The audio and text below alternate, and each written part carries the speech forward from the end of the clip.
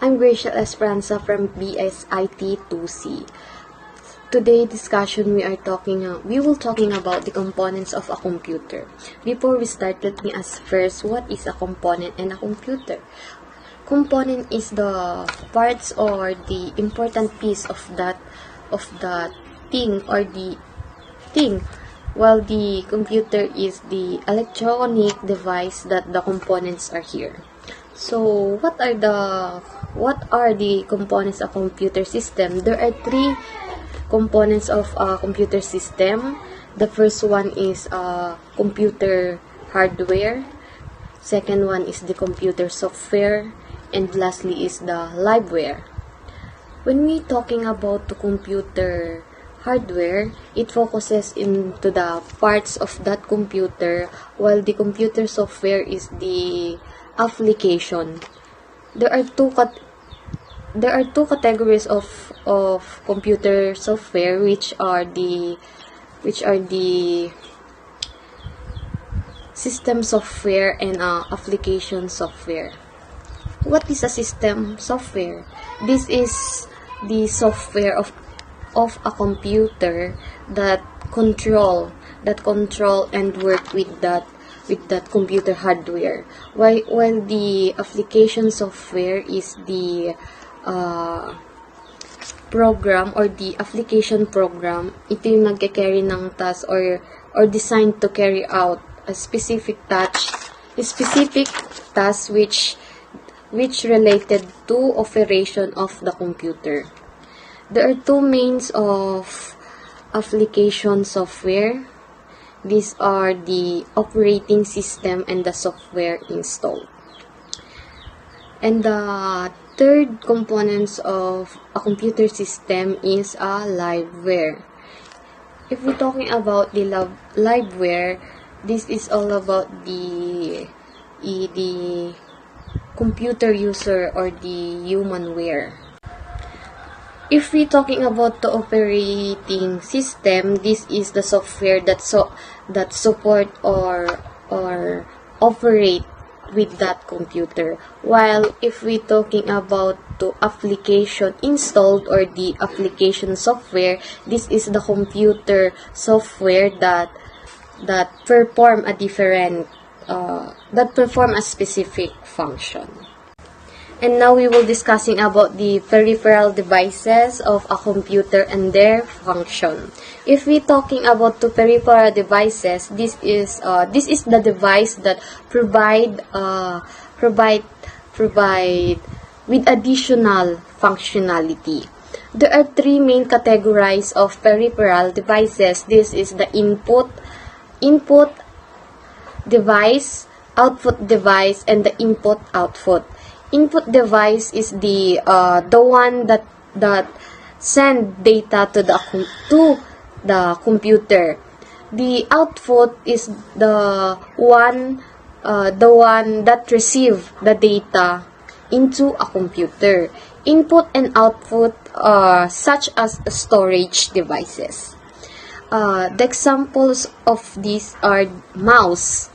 If we're talking about the mouse, this is about the input that allows you to use point and click technology to interact with a computer. Number 2, keyboard.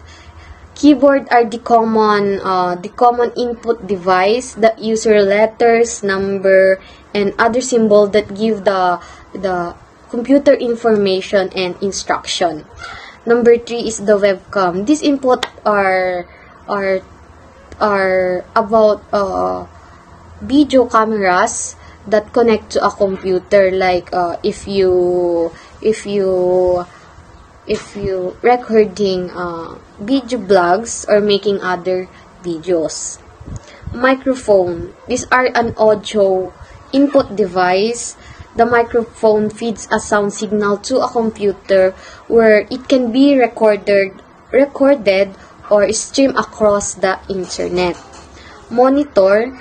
This is the common output device. The monitor enables user to interact with a computer more easily. That is a monitor. Speaker. A computer speaker is another common type of output device that typically come into pairs to provide stereo sound and sometimes with a subwoofer unit to in order enhance bass frequency. Projector. If we're talking about the projector are optical about output device that enable a room full of people to see visual generated by a single computer. As their name suggests, projector or a project is still or moving image onto a big screen, blank wall, or even a small screen, or a blank wall or other software. Monitor can typically use for presentation or discussing or PowerPoint. If we use PowerPoint, di ba, ginagamit natin monitor to connect, kinoconnect natin yun sa computer using the HDMI. Printer. Printer are another common from output device. These are used to generate hard copies of text or image out of paper. Like now, we used to print. We use printer to print our module, right? So now USB flash drive, also called a thumb drive or a flash drive. This drive is data storage device that consists of flash memory. Dito natin sinasave yung mga memories natin na like a file, yung mga kailangan natin na isave. USB, that is a USB. They are commonly used for transforming and transferring information and are durable thanks to a lack of moving parts. External hard drive. If we're talking about external hard drive, these are the input-output device that usually connect to a computer via USB.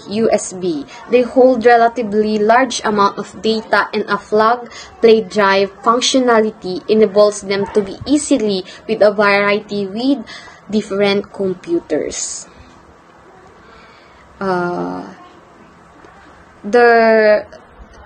There are 10 I mentioned, 10 example I mentioned. First one, mouse, keyboard, webcam, microphone, monitor, speaker, projector, printer, USB flash drive, external hard drive. Now we will discussing about the Central Processing Unit or the CPU. Central Processing Unit is considered as the main as the brain of a computer, or it controls and operates of all parts of a computer. There are three units, namely these are CU, which is control units, ALU, which is arithmetic logic unit, and MMU, which is a main memory unit.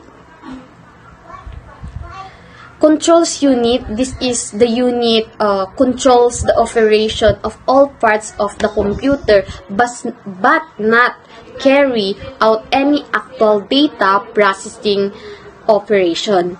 I will give two functions of this unit. This is responsible for controlling transfer of data. And it manages and coordinates all the units of a computer. Next one is the arithmetic logic unit, which is the ALU. This unit consists of two subsections, namely these are arithmetic section and the logic section. Arithmetic section is a function of arithmetic. Section is to perform arithmetic operation like addition, subtraction, multiplication, or division.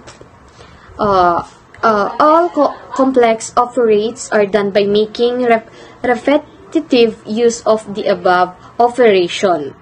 the operation are the subtraction, addition, multiplication, and division. Second one is the logic section, which function of logic section is to perform logic operation such as comparing, selecting, matching, and merging data. And the last one is memory, main memory unit, or the memory or storage unit.